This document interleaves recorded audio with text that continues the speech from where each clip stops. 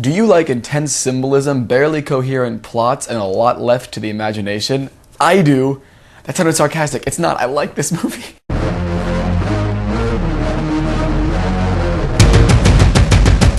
Upstream Color was directed by Carruth. It stars him as well as Amy Seimetz. And I would normally describe the plot, but I'm not sure if I can. It's really, really complicated, really, really intricate. But at the same time, it's not that complicated, and it's like there's not that much going on, but there's everything going on. This is not at all the type of movie that it was not popular. It's on Netflix now if you want to check it out. It's really, really deep. It's really, really thought-provoking. I really enjoyed it.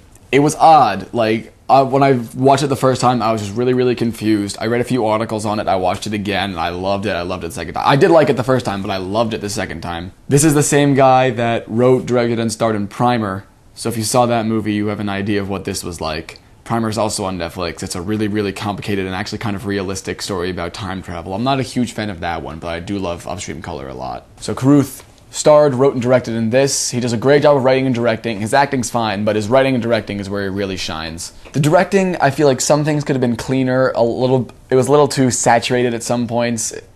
Like, a little bit of stuff like that. Some of the cuts were weird, but otherwise I did enjoy his direction. The screenplay is what makes this movie great. That's why I enjoyed it. It leaves a lot up to interpretation, which pisses a lot of people off.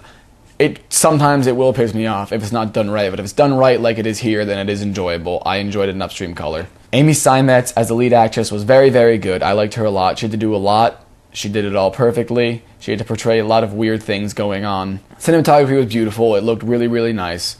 And I don't have much to say about this movie. It's really hard to talk about it without going into extreme detail, which I actually might do later if I feel like it. I might do a full analysis of this movie, because it's kind of complicated. But I'm going to give Upstream Color an A-. And up next, we only have 4 movies left before my top 10 of the year and eventually the Falcons. So, up next we have Kick-Ass 2. Goodbye, friends.